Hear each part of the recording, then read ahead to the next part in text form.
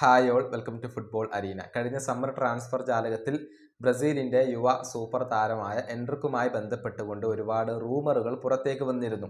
അതായത് എൻട്രിക്ക് Real Madrid വിട്ടേക്കും, loan അടിസ്ഥാനത്തിൽ ക്ലബിനോട് good bye പറഞ്ഞേക്കും എന്നായിരുന്നു റൂമറുകൾ. പക്ഷേ എൻട്രിക്ക് ക്ലബിനകത്ത് തന്നെ തുടരാൻ തീരുമാനിക്കുകയായിരുന്നു.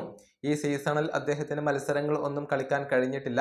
പരിക്കിന്റെ പ്രശ്നങ്ങളാണ് എൻട്രിക്കിനെ അലട്ടുന്നത്.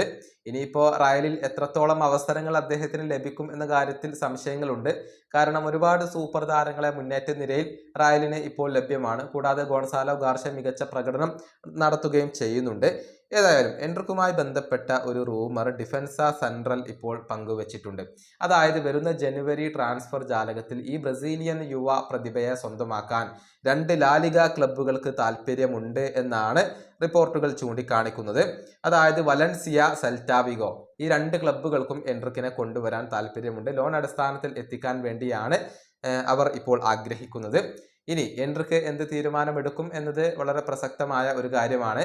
ജനുവരി വരെ തനിക്ക് വേണ്ടത്ര അവസരങ്ങൾ റയലിനകത്ത് ലഭിച്ചിട്ടില്ലെങ്കിൽ ഒരുപക്ഷെ താരം ലോൺ അടിസ്ഥാനത്തിൽ പോകാൻ സാധ്യതയുണ്ട്. ഏതായാലും പരിക്കിൽ നിന്നും മുക്തനായിക്കൊണ്ട് കളിക്കളത്തിലേക്ക് അദ്ദേഹത്തിന് മടങ്ങി എത്തേണ്ടതുണ്ട്. മികച്ച പ്രകടനം നടത്തണമെങ്കിൽ തീർച്ചയായും അദ്ദേഹത്തിന് അവസരങ്ങൾ ലഭിക്കേണ്ടതുണ്ട്. ഈ വീഡിയോയുടെ അവസാനിപ്പിക്കുന്നു. അടുത്തൊരു വീണ്ടും കാണാം.